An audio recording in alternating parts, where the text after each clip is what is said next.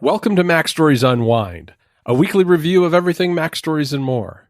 Today's show is brought to you by Shake. I'm John Voorhees, and I'm giving Federico the day off. As you might know, Federico is in the midst of finishing his iOS and iPadOS 15 review, and it's been a busy week for him, to say the very least. He's been working really hard on getting everything ready for Monday, which is when those two OSs are being released alongside watchOS. And the last couple of days have been filled with things like screenshots and videos that he's been taking. And I've been helping out with a few things myself. So he's off doing that right now. And so I'm recording solo. Let's dive into the stories this week because there was a lot going on. If you go all the way back to Saturday, I wrote a story about the Epic versus Apple decision that came out of the U.S. District Court for the Northern District of California, where Judge Gonzalez Rogers ruled on a 10-count complaint that Epic brought against Apple and ruled in Apple's favor on 9 out of those 10 counts. And this is one of those stories. I wrote an article called "What Does It All Mean?" because everybody wants to pick a winner and a loser in these things. And the reality is that this decision is a bit of a mixed bag for everybody. On the one hand, Apple did win very big. There's no denying the fact that the App Store business model was upheld by Judge Gonzalez Rogers. She specifically held that Apple is not a monopoly and was not exercising monopoly power, although it was also very clear from her decision that she wasn't particularly happy about all the ways that Apple runs the App Store either. And that's kind of where the nuance comes in. So on the one hand, what this decision means is that Epic is not going to be able to run their own parallel App Store on iOS. And they aren't going to be able to circumvent in-app purchases either. So nothing really changes there. However, there is a California law that was part of this lawsuit. It was really kind of a more minor point in the lawsuit, at least initially, where Epic accused Apple of unfair trade practices under California state law. And Judge Gonzalez Rogers used that law as a hook to fashion a remedy against Apple when it comes to what the court called the anti-steering provisions. And this is very similar to a settlement that was just days before entered into between Apple and the Japan Fair Trade Commission. I think that's what it's called, where Apple agreed to allow a single link to be included in apps that will allow users to manage online accounts on the web. Now, this actually is broader than that, in that the judge said in the Epic trial that developers should be able to link out to websites to allow users to know about cheaper alternatives. So, for instance, if you're Spotify, a link that would take you to Spotify where you could sign up for Spotify for less than you would pay if you bought it as an in-app purchase. But it doesn't get rid of in-app purchases either. So there's more to come on this. Epic has appealed. Apple still has time to appeal if it wants to appeal this last bit, which is the injunction. And I suspect that although Judge Gonzalez Rogers said that this injunction wouldn't require a lot of oversight by the court, I think it actually is going to, because there's a lot of gray areas between a link out to a website and having a full-blown store or alternate in-app purchase mechanism in your app. So I think there's going to be more to come on that over the coming months. All right, let's move on, because this was also an Apple event week. And, Tuesday, we covered everything that was going on. There's a lot up on the site that you can check out. I want to just hit the highlights, which are iPhones, iPads, and the Apple Watch. As expected, Apple introduced 4 new iPhones. There's the iPhone 13, the 13 mini, the 13 Pro, and the 13 Pro Max. The iPhone 13 and 13 mini come in 5 colors, and the Pro models and Pro Max models come in 4 colors. I think the biggest news here in terms of advancements is in the camera, which is not atypical for these events. There's a lot of new features here, including something called cinematic mode, which allows the camera, as you shoot video, to switch focus between subjects in the film automatically, or you can do it manually. And it gives you this great depth of field cinematic look to a video that you're shooting. And what's even cooler to me is that this can be adjusted after the fact in editing, whether you're doing that on iMovie on an iPad or in Final Cut Pro on a Mac, although the Mac apps haven't been updated just yet for that. That's one big feature. Smart HDR has gotten an improvement, so that's cool. The notch is a little smaller. There are new storage options on the 13 and 13 mini. They come in 128, 256, and 512 gigabytes. And then, moving over to the Pro and the Pro Max, the big news here is ProMotion on an iPhone screen for the very first time. This is something that's been on the iPad Pro for a very long time. And what it really does is it allows games to be super smooth as well as scrolling. And I haven't seen this yet. I don't know, but I expect that scrolling is going to be a big improvement on the iPhone. And to me, that's important because with a smaller screen, no matter which size iPhone you buy, you're going to do a lot of scrolling. If you do any amount of, scrolling through news headlines or looking through your music collection, whatever it is, there's a lot of scrolling and flicking involved with using an iPhone. And I think that that's going to be a big improvement on the iPhone 13 Pro and 13 Pro Max. The other news that is in the camera that's not in the 13 or the 13 mini is the ability to do macro photography. And that's because it relies on the ultra wide camera, which is not in those lower model iPhones. Now, you could in the past buy attachment lenses for the iPhone from companies like Moment to do some of this, but it was always an add-on thing and you had to carry those lenses around with you. But now you'll be able to get within 2 centimeters of something and take very close up, tight shots that are autofocused. So that's really nice. There's a lot of other changes to the lenses in all these cameras. There's definitely been a big shift and change there this year. So check out the story on the site to get more details there. I think the other thing worth noting is in software too, which is called photographic styles. And this is across all of the iPhones where it's not quite a filter applied to your photos. It's more a particular look that can be adjusted and dialed in to be exactly the way you like your photos to look. And then it can be applied across various sessions and types of photographs as well. So I'm interested to see what that's all about. I don't have a great sense for it yet, but it works in conjunction with this new computational photography pipeline that Apple has been touting the last couple of years. And then finally on the iPhone, I guess I would mention too that there is a new iPhone leather wallet. And what's different about this model is that it works with Find My. So if your leather wallet falls off because the magnet gives, or you take it off and leave it somewhere, you'll know the last place they were together. So that's a handy feature. I ordered one of those. I'm looking forward to seeing how well that works in practice. All right, let's move on to the iPad. And to me, the announcements on the iPad front were the most interesting of everything, because I think the conventional wisdom going into this event was that we'd see iPhones, that we'd see the Apple Watch, and that we'd see AirPods. And we did not see AirPods at all, but we did see iPads, which was a bit of a surprise because a lot of people thought that would come later in the fall.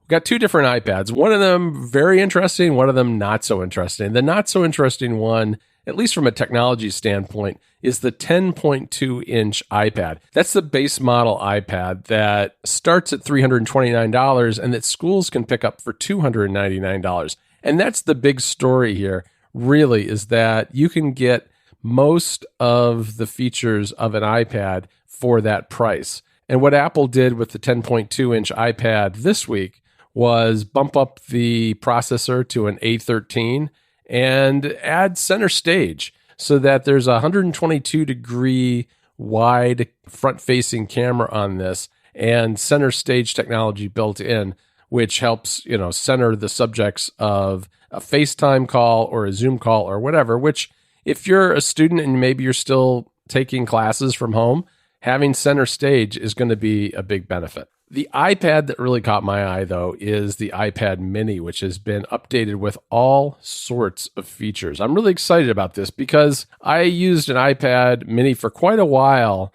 and found it to be an incredible reading and research device. I ultimately gave it to my wife because she broke her iPad mini, and I've been waiting now for quite a while for a new mini to come out, and I'm pretty happy that I waited. So now we've got an even smaller form factor. The iPad mini is actually a little shorter than it used to be, but the screen is in fact bigger at 8.3 inches.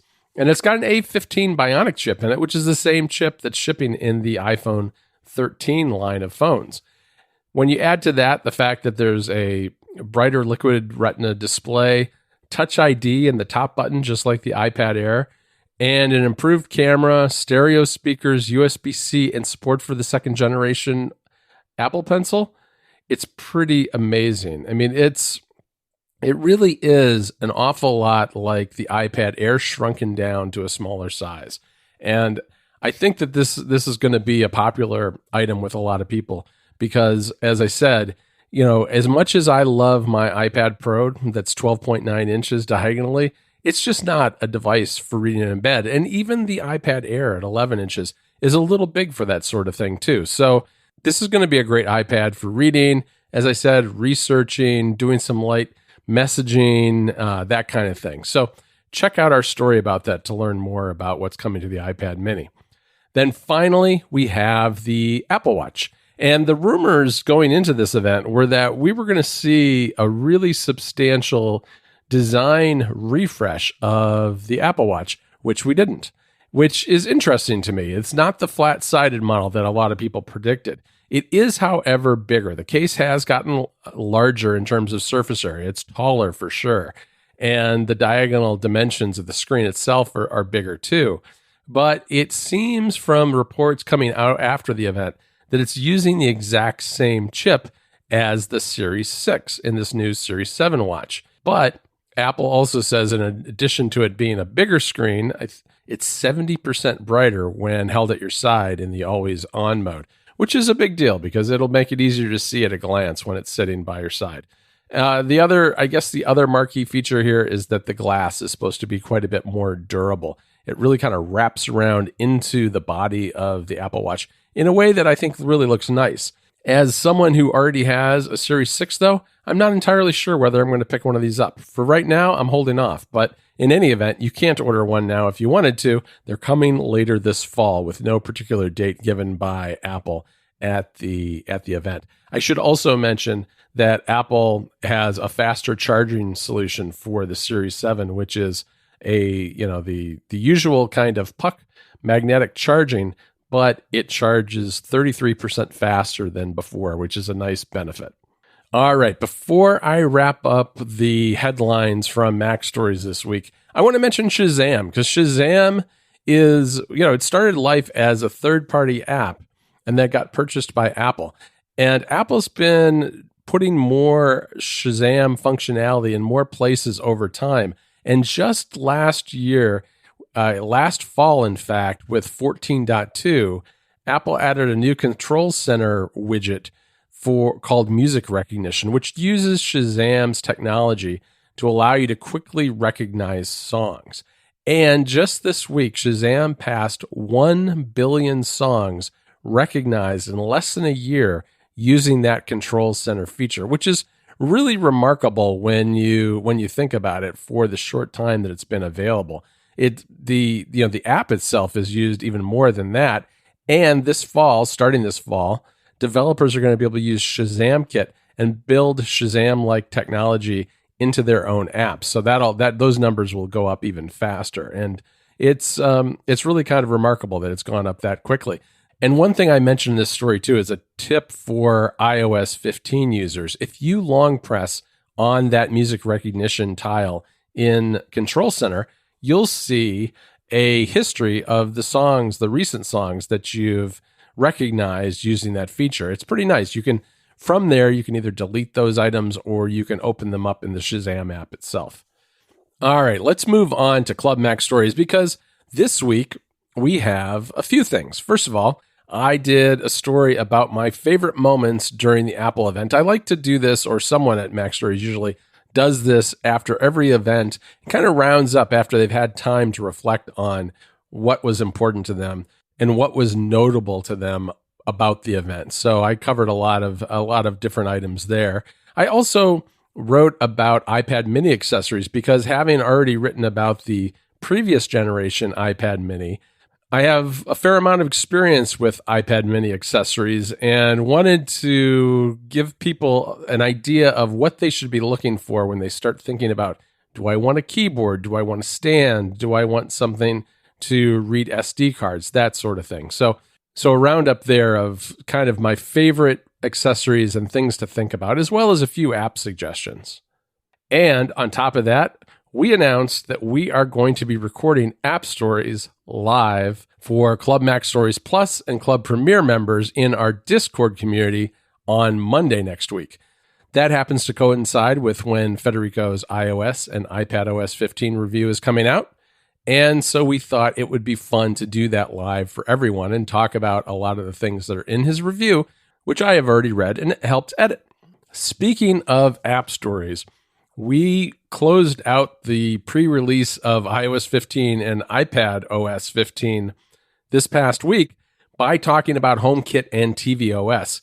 And what's interesting about HomeKit this year is that it's sprinkled throughout a whole bunch of different OSs and apps and things in a way that can make it a little hard to follow exactly what's happening with HomeKit this year.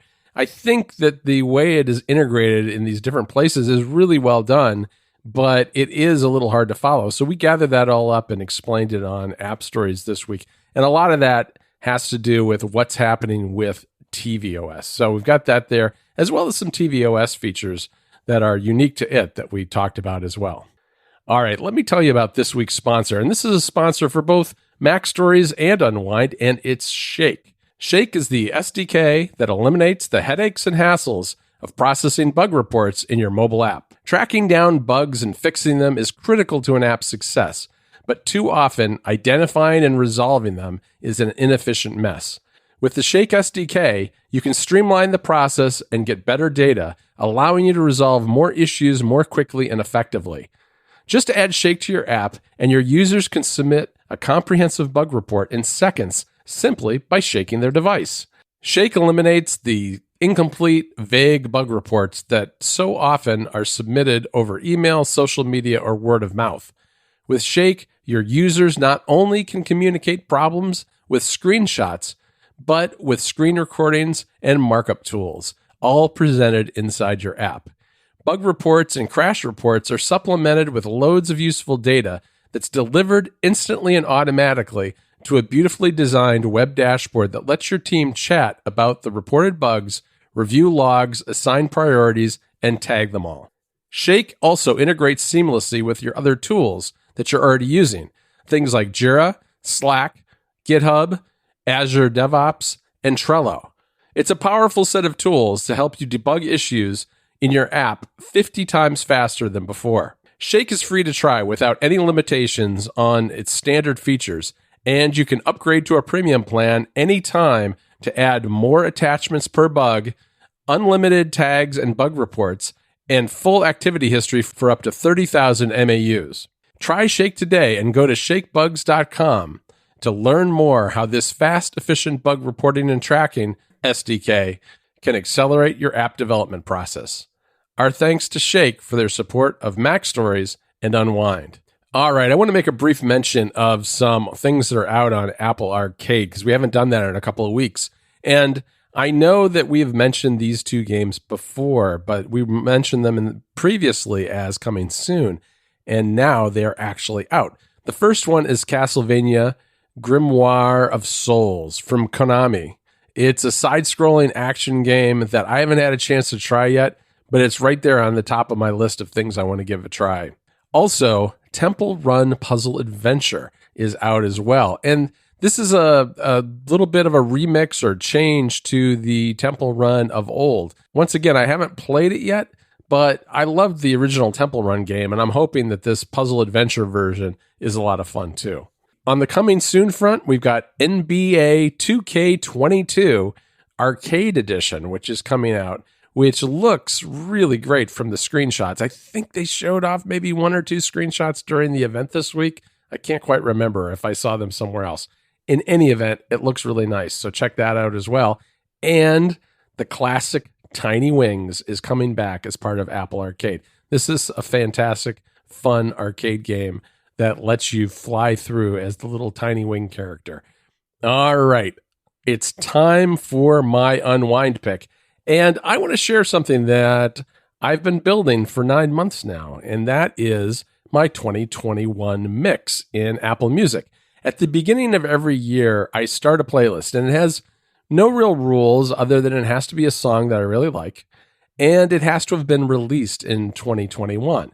I did have the problem where I had, so many songs now are getting released very early, but the album comes out quite a bit later. And so there's always that gap at the end of the year where a song is maybe released at the end of 2021, but the album doesn't come out until 2022. And in that case, I would still count it as a 2022 song for my playlist purposes because, I make the rules and that's what I want to do. In any event, I want to give you an idea what's here. My tastes in music, I guess Federico would probably do a better job of explaining my tastes, I think, because he's a little more objective about it. But I would say that the categories I listen to the most are alternative and indie, and probably tending towards the pop end of that sometimes, especially on the indie side. But, I like a lot of different kinds of music. So I've got all sorts of things in here. I've got Beach Bunny, which is a Chicago band that I love. I've got Death Cab for Cutie, because they did a cover of Fall on Me, the classic REM song, which I really like and included in here. I've got, let's see, what do I have? Lucy Daydream, very good album this year. Got that. I've got The Wallows, Pale Waves, Hayley Williams, of course, some Taylor Swift, because I'm a big Taylor Swift fan, and Royal and the Serpent. Let's see, I'll give you a few other ideas here. Group Love, Soccer Mommy, The Black Keys, Green Day, K-Flay, Lord, Churches, of course, Billie Eilish, Charlie XCX, a whole bunch of different things here. So it runs a pretty wide gamut, but these are all songs that I've really enjoyed in 2021. The list is obviously not complete because we're not at the end of 2021 yet, but having been through 9 months so far, I feel like I've got a pretty good list, and it's worth listening to if you're interested at all. Right now, it has just over 50 songs, so that's about 3 hours or so of music. So that's my pick for this week. I want to thank our sponsor again for this episode, and that is Shake. You can find me and Federico over at MacStories and Club MacStories every single week. Be on the lookout for that special episode of App Stories. It's actually the version, we'll be recording it live, but we'll be publishing it a little later than usual, probably on Tuesday morning. So be on the lookout for that delay, I guess. But it'll be worth the wait because it's going to be a cool episode all about Federico's reviews. You can find me on Twitter and Instagram, where I am at John Voorhees, JohnVoorHWS. And don't forget about Federico. He'll be back next week. He's at Viticci in both places. That's VITICCI. Maybe I'll drop in a little Ciao John here. Talk to you next week. Ciao, John.